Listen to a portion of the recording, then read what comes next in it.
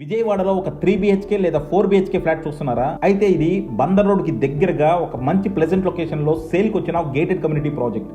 పక్కా వాస్తు, full amenities తో చాలా luxuries గా నిర్మించారు. సో మీరు గనక ఒక అఫోర్డబుల్ ప్రైసింగ్ లో 3 BHK 4 BHK ఫ్లాట్ సొంతం చేసుకుందాం అనుకుంటే ఇంకా ఆలస్యం చేయకుండా కింద డిస్క్రిప్షన్ ఉన్న కాంటాక్ట్ నెంబర్ కి వాట్సాప్ కాల్ చేయండి.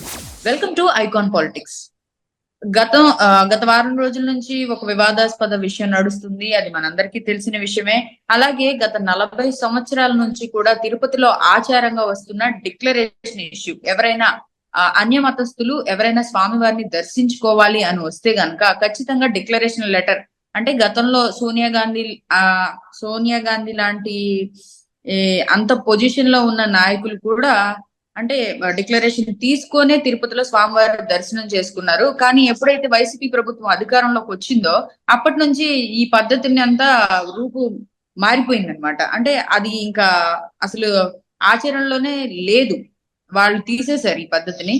సో మరి ఇంత వివాదం చెలరేగిన తర్వాత ఇప్పుడైనా మన జగన్మోహన్ రెడ్డి గారు డిక్లరేషన్ తీసుకొని తిరుమలకి వెళ్తారా? అసలు తిరుపతిలో జగన్మోహన్ రెడ్డి గారిని అనుమతిస్తారా డిక్లరేషన్ లెటర్ లేకుండా అనేది మన కుండబద్దల గౌతమ్ గారిని అడిగి తెలుసుకుందాం.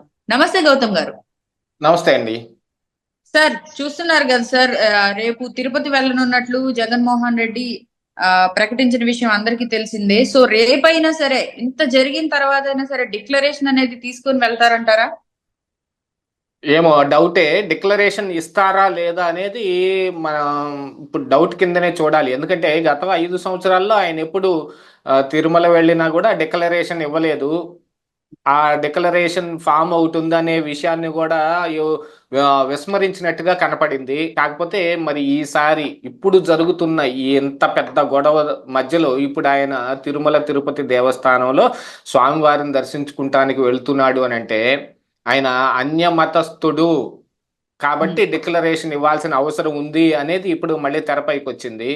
ఇంతకు ముందు కూడా ఆయన క్రిస్టియానిటీని ఆచరిస్తున్న ఒక వ్యక్తి కాబట్టి ఆయన డిక్లరేషన్ ఇవ్వాల్సిన అవసరం ఉంది. కానీ ఆయన చేత నిర్ణయించబడిన బోర్డు, ఆయన చేత నిర్ణయించబడిన చైర్మన్ అక్కడ ఉన్నారు కాబట్టి వంది మాగదుల్లాగా వాళ్ళు గంగిరెద్దుల్లాగా తలకాయలోపి ఈయన ఇవ్వకపోయినా కూడా లోపలికి పంపించారు.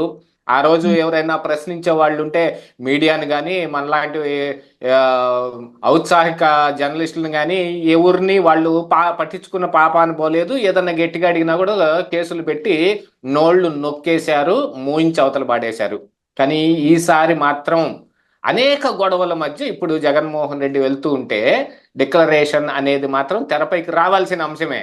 ఈసారన్నా డిక్లరేషన్ ఇస్తాడా అని. ఇప్పుడు డిక్లరేషన్ ఇచ్చి ఆయన లోపలికి వెళితే కనుక గతంలో చేసిన తప్పుని మొత్తం ఆయన ఒప్పుకున్నట్టు అవుద్ది. అందుకని ఈసారి కూడా డిక్లరేషన్ ఇవ్వకపోవచ్చేమో. కానీ ఇందులో ఇంటర్నల్గా ఉన్న కొన్ని అంశాలను మాత్రం మనం స్పృశించక తప్పదు. వాటన్నిటిని మాట్లాడుకుంటేనే ఈ అంశం మీద ఒక క్లారిటీ కానీ క్లియర్ కానీ మనకు అయ్యేది. ఆయన డిక్లరేషన్ ఇస్తాడా ఇవ్వడా అనే చర్చ తెరపైకి రావటానికి, ఆ చర్చ జరగటానికి, ఒకవేళ డిక్లరేషన్ ఇవ్వకుండా నేను లోపలికి వెళ్తాను అనే చేసే ప్రయత్నాలు చేస్తే ఆయన్ని తిప్పి వెనక్కి పంపించటానికి ఎన్ని అవకాశాలు ఉన్నాయో అన్ని అవకాశాలని బేస్ చేసుకొని జగన్మోహన్ రెడ్డి ఒక రాజకీయ క్రీడ ఇక్కడ ఆడబోతున్నాడు. అది బయటకు కనిపించదు ఆ క్రీడ.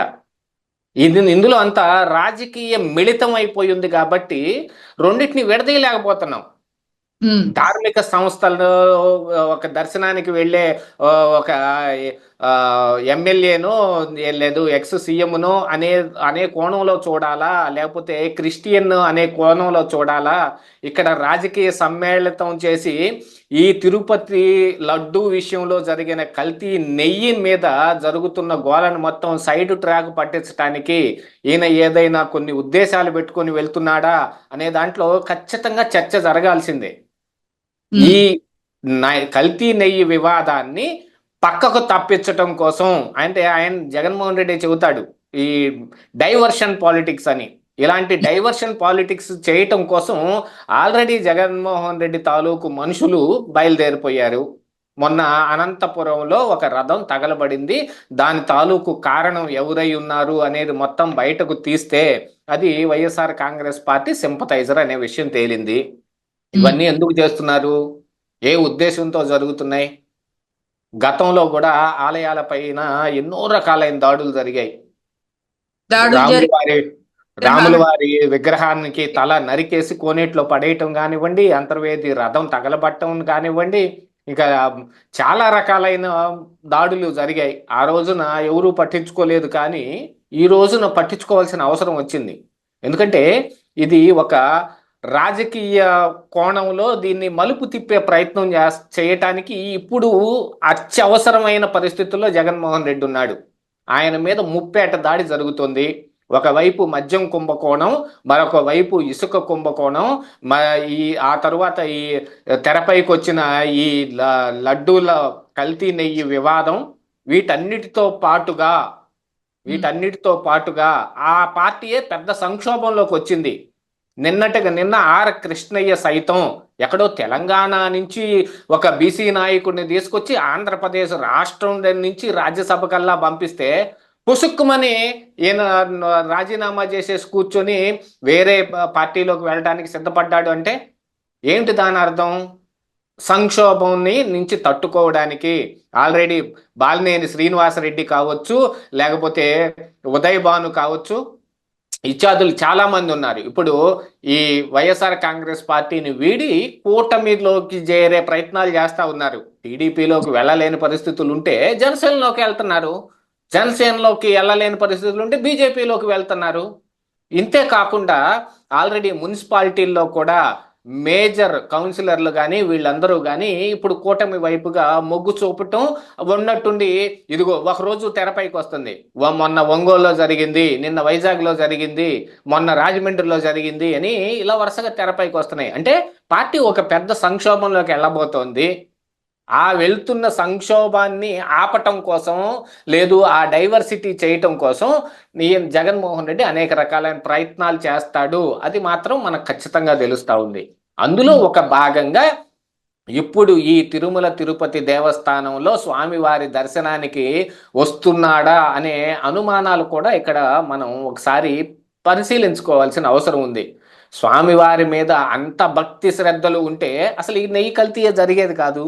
సరే పోనీ జగన్మోహన్ రెడ్డి చెప్పినట్టు ఇందులో నెయ్యి కల్తీ జరగలేదు, అందులో ఎనిమల్ ఫ్యాట్ లేదు అని చెప్తే మరి ఎన్డీడీబీ రిపోర్టుని మరి ఏం చెబుతారు? ఎన్డీడీబీ వద్దని దాని మీద కూడా అనుమానాలు వ్యక్తం చేస్తా ఉన్నారు వైఎస్ఆర్ కాంగ్రెస్ పార్టీ నాయకులు. పార్టీ మీద వస్తున్న ఆరోపణలు ఎంతో కొంత జనాల మనసుల్లో తగ్గించడానికే ఆయన తిరుమల తిరుపతి దర్శనార్థం వెళ్తున్నారే తప్ప భక్తితో కాదు అనేది స్పష్టంగా అర్థమవుతుంది ఇక్కడ. అవును, అది ఆ విషయాన్ని మాత్రం మనం క్లియర్ గా అర్థం చేసుకుని తీరాల్సిందే. స్వామివారి పట్ల భక్తితో ఉంటే ఇలాంటి దిక్కుమాలిన చర్యలకి వేటికి పాల్పడరు. ఈ రోజున తెలిసిన సమాచారం ఏమిటండి, ఆ కల్తీ నెయ్యి, పట్టుబడిన కల్తీ నెయ్యి ట్యాంకరు కనీసం ఏ కంపెనీ నుంచి వస్తుందో, ఆ ఏఆర్ ఫుడ్స్ అనే ఆ కంపెనీ నుంచి వస్తుందో, అది దిండిగల్లో, తమిళనాడులోని దిండిగల్లో ఆ కంపెనీ దాకా వెళ్ళి కూడా రావడం లేదు. ఈ తిరుమల చుట్టుపక్కల ప్రాంతాల్లో ఉన్న ఏదో ఒక బేస్లో నెయ్యి నింపుకొని వస్తున్నారు. మరి అలాంటప్పుడు ఇవి జరగకుండా ఏం చేస్తాయి?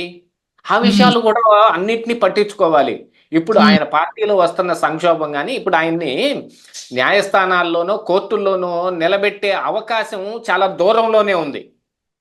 ఈ వివాదాలన్నీ జగన్మోహన్ రెడ్డి వైపు వేళ్లు చూపిస్తున్నాయే తప్ప ఆయన్ని న్యాయస్థానం దాకా ఈడ్చుకెళ్లేటట్టు చట్టపరమైన చర్యలు తీసుకునేంత పరిస్థితులు కనిపించటం లేదు.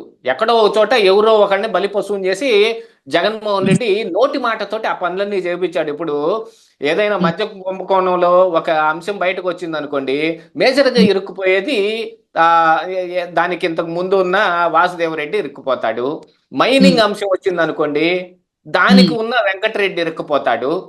ఇలాగా జగన్మోహన్ రెడ్డి దాకా ఇది ప్రయాణం చేసే పరిస్థితులు కనిపించటం లేదు. దానికోసం అని ఇప్పుడు ఆయన్ని ప్రజా కోర్టులో నిలబెట్టారు. ప్రభుత్వంలో ఉన్న పెద్దలు ఒక చిన్న గేమ్ ఆడారు. యాక్చువల్ గా దీన్ని బయటకు చెప్పేదానికంటే కూడా చర్యలు ముందుగా చేపట్టుండొచ్చు. అవును. ఎన్డీడీబీ రిపోర్ట్ వచ్చిన తరువాత 2 నెలల తరువాత చంద్రబాబు నాయుడు తన నోటితోటి ఆయన ఎనిమల్ ఫ్యాట్ ఉంది అని చెప్పేదానికంటే కూడా ఆ సప్లై చేసిన ట్యాంకర్ ఏదుందో ఎన్డీడీబీ రిపోర్టుని ఆధారంగా చేసుకుని మాల్ ప్రాక్టీస్ అయిన అడల్టరేటెడ్ గీని సప్లై చేసినందుకు గాను వాళ్ళ మీద ఆ రోజు కేసు పెట్టాలి. కానీ ఈ రోజు ఈ నిన్నటికి నిన్న దాని మీద కేసు పెట్టారు. అది కూడా తిరుపతిలో ఉన్న పోలీస్ స్టేషన్ లో కంప్లైంట్ ఇవ్వటం జరిగింది, తిరుమల తిరుపతి దేవస్థానం. ఈ కంప్లైంట్ ఆ రోజు కదా ఇచ్చి ఉండాల్సింది. ఇదంతా చూస్తుంటే ఎలా అంటే సార్, మనకి కురుక్షేత్ర యుద్ధంలో సైంధవుణ్ణి బయటికి రప్పించడానికి అవును మేఘాన్ని అడ్డం పెట్టినట్టు ఈ లడ్డు వివాదాన్ని బయటికి తీసినట్టుంది ఇప్పుడు. అవును, ఈ లడ్డూ వివాదాన్ని బయటకు తీయటమే కాకుండా మనం జగన్మోహన్ రెడ్డికి ఎటువంటి చట్టపరమైన శిక్షలు వేయించలేమేమో అనే ఒక అనుమానంతో ఆయన తీసుకొచ్చి ప్రజా కోర్టులో నిలబెట్టారు. ఇప్పుడు మద్యం కుంభకోణంలో కల్తీ చేశాడు, జే బ్రాండ్స్ అన్ని మీకు అమ్మారు, మీ ఆరోగ్యాలు నాశనం అయిపోయినాయి అని అంటే ప్రజలు అంత బాధపడలా. మీకు చేరాల్సిన ఇసుకని మన ఆంధ్రప్రదేశ్ రాష్ట్ర సొత్తైన మైనింగ్ డిపార్ట్మెంట్ లో అడ్డగోలుగా ఇసుకను తవ్వేసి ఎమ్మెల్యేలు మొత్తం బొక్కేశారు. వాళ్ళందరి దగ్గర కమిషన్లు తీసుకొని జగన్మోహన్ రెడ్డి డబ్బుల మీద డబ్బులు సంపాదించాడు అని చెబితే ఎవరు బాధపడలా. ఇక్కడ ధార్మిక పరమైన, మతపరమైన, విశ్వాసపరమైన ఒక అంశాన్ని తీసుకొచ్చి అందులో అడల్టరేషన్ జరగలేదు అని నేను చెప్పను, ఎందుకంటే ఎన్డీడీబీ రిపోర్ట్ క్లియర్ గా చెబుతుంది. కానీ దాంట్లో చట్టపరమైన చర్యలు తీసుకునే దానికంటే ముందుగా ఈ విషయాన్ని ఎక్స్పోజ్ చేసి జగన్మోహన్ రెడ్డి మీద నెట్టి ఆయన ప్రజా కోర్టులో నిలబెట్టారు అని అంటే ఎక్కడ చూడండి, దాని వెనకున్న ఒక విషయాన్ని కూడా మనం అర్థం చేసుకోవాలి. ఎందులోనూ ఏ విధమైన ఆయనకి మకిలి అంటించగలిగే ఒక మ్యాటర్ ఉందో దాన్ని మాత్రం తీసి బయట చెప్పారు. చట్టపరమైన చర్యలు, ఆలయ సంప్రోక్షణ 2 నెలల కిందట జరగాలి. ఎన్డీడీబీ రిపోర్ట్ వచ్చి రాగానే ఆలయ సంప్రోక్షణ ఆ రోజు చేసి ఉండాల్సిందిగా గుట్టు చొప్పుడు కాకుండా కాదు. ప్రజలకు చెప్పిన తర్వాత ప్రజలను నమ్మి జగన్మోహన్ రెడ్డి అడల్టరేషన్ కు పాల్పడి ఉంటాడని 100కు 100% నమ్మిన తర్వాత ఈ రోజు ఆలయ సంప్రోక్షణ జరగటం ఏమిటి? 2 నెలల కిందట జరగాలి కదా. ఏ రోజు రిపోర్ట్ మీకు తెలిసిందో ఆ రోజే చేసి ఉండాలి. గుట్టు చప్పుడు కాకుండా చేసినా కూడా ఎవరు బాధపడరు. కానీ ఇక్కడ జగన్మోహన్ రెడ్డిని ఆయన పార్టీ ఎటు సంక్షోభంలోకి వెళ్తుంది కాబట్టి ప్రజల్లో ఆయనకున్న ప్రభ, ఎందుకంటే ఆయనకి రావటానికి 11 సీట్లే వచ్చినప్పటికీ 39.32% ఓట్లు వచ్చాయి. 40%, దరిదాపుగా 40% ఓట్లు వచ్చాయి. దాన్ని ఆ విషయం మీద దెబ్బ కొట్టడానికి ఆ ఉన్న 40% కూడా ఏ 20%కో 15%కో పడిపోయేటట్టు చేయటానికి వీళ్ళు కూడా ఒక చిన్నపాటి రాజకీయం ఆడుతున్నారుగా. అశ్వత్థామ హతః కుంజరః, ఇది అసలు కురుక్షేత్రంలో జరిగింది. ఇప్పుడు అదే అశ్వత్థామ హతః కుంజరః అని వీళ్ళు కూడా అంటున్నారు. వీళ్ళు కూడా ఒక పరమైన రాజకీయ అజెండాతోటే పనిచేస్తున్నారు అనేది ఇక్కడ మనం అర్థం చేసుకోవాల్సిన అవసరం ఉంది కదా. ఇలాంటి రాజకీయ పరమైన అంశాల్లో కూడి ఇప్పుడు జగన్మోహన్ రెడ్డిని అధపాతాళానికి తొక్కేసే ప్రయత్నం టీడీపీ కానీ కూటమి ప్రభుత్వం కానీ చేస్తుంది. దాన్ని అదే కోణంలో తిప్పికొట్టడానికి ఇప్పుడు జగన్మోహన్ రెడ్డి కూడా అనేక రకాలైన అంశాలతో బయలుదేరతాడు. అందులో ఒక భాగమే ఇప్పుడు ఈ తిరుమల తిరుపతి దేవస్థానం వెళ్ళి స్వామివారిని దర్శించుకుంటానికి వెళ్ళటం, అక్కడ డిక్లరేషన్ అనే దాని మీద చర్చను వాళ్లే వెలికి తీసేటట్టు బయటకు వచ్చే విధంగా చర్చ వచ్చే ఆ పరమైన చర్చ జరిగే విధంగా వాళ్లే చేసుకుంటున్నారు. ఇదంతా ఒక రాజకీయ క్రీడలా కనిపిస్తుంటే ఇక్కడ ధర్మం రక్షించబడుతుంది, ధార్మిక సంస్థల్ని ఉద్ధరిస్తున్నాం అని చెప్పే దాంట్లో అర్థమేముంది చెప్పండి? అసలు ఆస్కారమే లేదు. ఇది కూడా ఒక రాజకీయ కోణంలో భాగంగానే ఈ పార్టీ లబ్ధి కోసమే రేపు ఆయన తిరుపతి వెళ్తున్నారని ఇక్కడ స్పష్టంగా అర్థమైపోతుంది. రేపు డిక్లరేషన్ తీసుకుంటారా తీసుకోరా అన్నది కూడా ఒక పబ్లిసిటీ స్టంట్ అవ్వచ్చు వాళ్ళకి. అవును, పెద్ద పబ్లిసిటీ స్టంట్ కోసమే వాళ్ళు చేస్తున్న ప్రయత్నం ఇదంతా.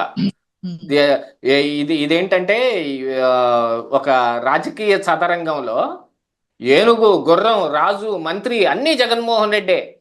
ఉమ్, ఆ జగన్మోహన్ రెడ్డి ఇప్పుడు స్వయంగా రంగంలోకి దిగాల్సిన పరిస్థితి వచ్చింది. ఇప్పుడు మనకి చదరంగంలో తెలుసు కదండి, సిపాయి గాని, మంత్రి గాని, ఏనుగు గాని, లేకపోతే శకటం గాని, గుర్రం గాని ఏ రకంగా మూవ్లు వేస్తుంది. అందులో రాజు ఏం చేస్తాడు?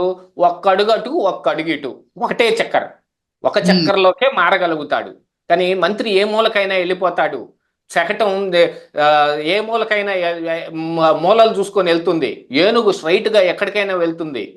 ఇలాంటి ఈ సైన్యాన్ని మొత్తం జగన్మోహన్ రెడ్డి కోల్పోయాడు. అందుకని ఆ రాజకీయ చదరంగంలో అన్నీ తానై ఇక ప్లే చేయదలుచుకొని ఇప్పుడు ఈ తిరుమల తిరుపతి దేవస్థానంలో స్వామివారి దర్శనం కోసం అనే ఒక నాటకాన్ని తెరపైకి తీసుకొచ్చాడు. ఇది ఏమాత్రం రక్తి కడుతుందనేది మాత్రం మరి ఎల్లుండి చూద్దాం. రేపే చూడాల్సిన అవసరం ఉంది. చూడాల్సిన అవసరం ఉంది. అసలు ఏం జరుగుతుందో అనేది కూడా, అంటే ఏ రకంగా దీన్ని ఎటు నుంచి ఎటు తిప్పుతారో కూడా చూడాలి రేపు మనం. అవును, ఖచ్చితంగా ఎటు తిప్పుతారో కూడా చూడాలి. దీన్ని ఎంత సమర్థవంతంగా ఇప్పుడు అధికారంలో ఉన్న నాయకులు జగన్మోహన్ రెడ్డిని ప్రజా కోర్టులో దోషిగా ఎవరైతే నిలబెట్టారో వాళ్ళు అలాగనే ఆ దోషిని అట్లానే నిలబెట్టి ఉంచగలుగుతారా? లేదు, వాళ్ళు కూడా ఒక అడుగు వెనక్కి వేయాల్సిన పని పడుతుందా? ఏం జరుగుద్ది అనేది మాత్రం రేపు రాజకీయ రంజుగా ఉంటుంది. ఉమ్. అసలు రేపు ఏం జరుగుతుంది అనేది రాష్ట్రం అంతా కూడా, హిందువుల్లో కూడా మంచి ఉత్కంఠభరితంగా ఉండబోతుంది.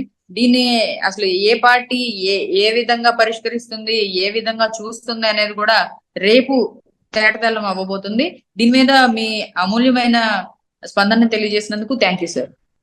నమస్తే.